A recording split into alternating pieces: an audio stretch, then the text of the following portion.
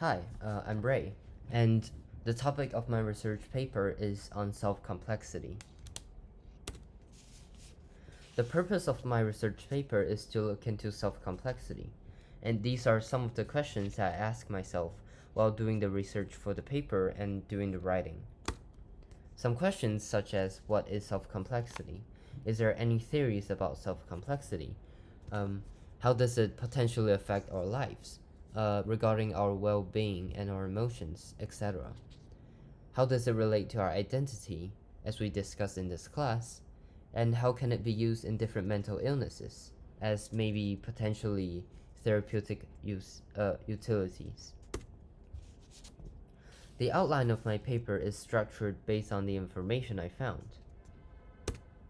The first section is basically explaining what self-complexity is, such as definition of self-complexity, the methodologies of measurements that are used by different researchers to measure self-complexity for individuals in different regions of the world, and the spillover effect, which is one of the most important theory in the self-complexity model. The second section is to look into the potential effect of self-complexity, mainly focusing on the effect on coping abilities of individuals. This includes both positive and negative debates. The positive side of this debate, focusing on uh, the positive effects on coping abilities in the individuals, which is discussed in the schizophrenia theory, which I will later explain.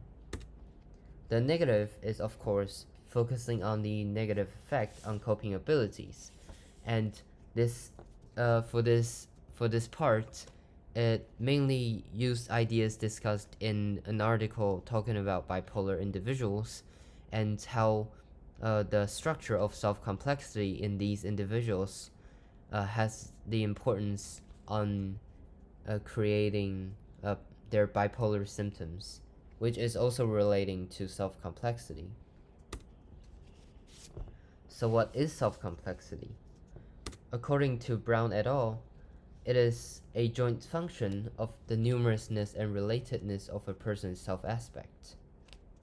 This means that self-complexity is structured based on two things: the different number of self-aspect that defines us, and the different relatedness in between these self-aspects. But what is self-aspect? Self-aspect is an idea or role that we use to explain who we are. Basically, it is the words, the roles, and the explanations that we use to define us and our identity. This may change as we go into a different environment, because self-aspect are related to different roles that we play, and the roles that we define ourselves are also dependent on the environment that we're situated in. One of the most important theories in self-complexity model is the overspill effect. The overspill effect is basically talking about the possible spread of negative effect across the self-aspect as they are not kept distinct enough by the individuals. This is how I would like to think about it. Imagine each of these letters on the keyboard is one individual self-aspect, and the coffee is the negative information or negative emotions. Uh, so imagine one self-aspect has been affected by this negative emotion or information, and like a coffee spilling on the keyboard, the negative emotion will starting to spread across the self-aspect if they are not kept distinct enough by the individuals. So in the second section of my paper, it was just talking about the ability, or whether if it's suitable, to use self-complexity to create buffer and coping ability towards stress. For the beneficial part, it argues that self-complexity have therapeutic benefits on creating buffer towards stress. by keeping self-aspect distinct, it could possibly prevent negative emotions and information from spreading across, which helps contain negative emotions. The benefit part, which is focusing on ways to prevent the overspill effects that I talked about previously. And if the individuals are successfully prevent the overspill effect and keeping their self aspect distinct, it could have possible beneficial therapeutic uh, uh, advantage on creating buffers. Uh, so in the schizophrenia uh, case where it shows the benefit of self complexity, it talks about the lack of insight in schizophrenic patients. According to Martins, WHJ 2009, human beings need the ability to recognize emotions in themselves to be able to recognize emotions in the expressions and voices of others. When this ability is compromised in schizophrenia, individuals may lose the ability to detect emotions in others and manifest negative symptoms. This shows that in order for these schizophrenic patients to improve their symptoms, they have to fix their issue of lack of insight.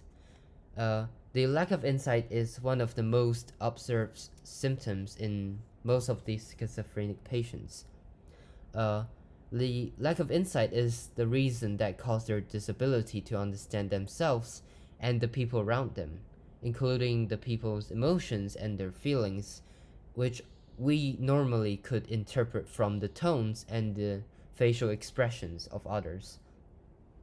And this disability of understanding could lead to other negative mental symptoms such as depression.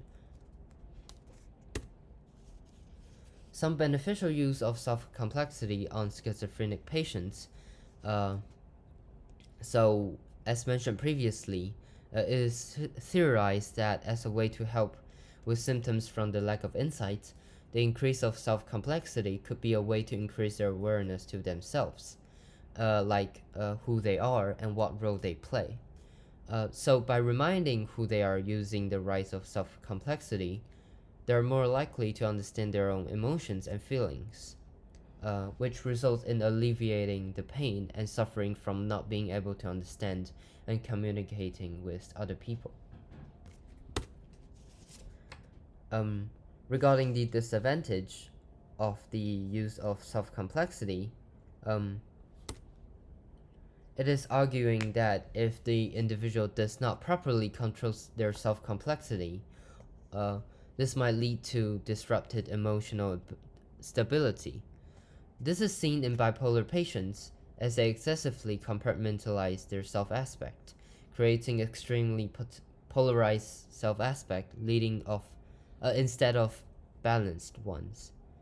Normally, an individual's self-aspect contains both negative and positive information, prevent them from extreme mood shift when they change their self-aspect as the environment change or a trigger occurs. According to the Atik et al. Article, by overly compartmentalizing one's self-aspect, it is to believe to increase the risk of mood swings in the face of minor life events because the successive activation of self-aspect, which contains opposing valence information, would be associated with an extreme shift in self-belief.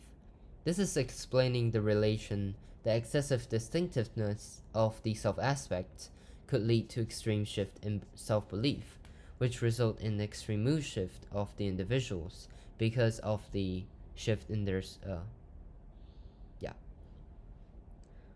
this could create polarized uh,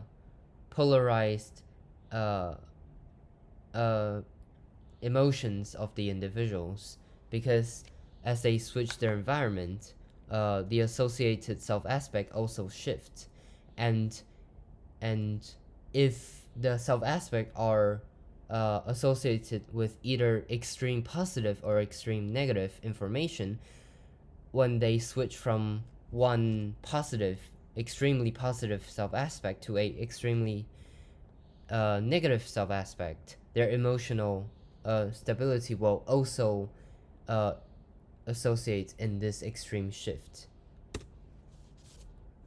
So some of the plans for my final draft is that I will look into some different factors and add a new portion to discuss how self-complexity is structured differently with these influences from these factors. Some factors worth looking into is the cultural influences, the age, possibly, or the religious beliefs. The cultural influences on self-complexity. I have found one article that talks about the differences of self-complexity observed in Korea and America, college students. And in the Brown et al. Article, it mentioned some important speculations of what our self-complexity is structured upon, such as how age could be a potential factors that affect its development. Applying similarly to the idea of influence from our cultural environment, and then further looking into the differences between Korean and American self-complexities regarding the idea of how cultural influences affect the development of interdependence and independence, which is taken from the Marcus and Kitayama article written in 1991, the same article that we read during the Identity and Self chapter of this class.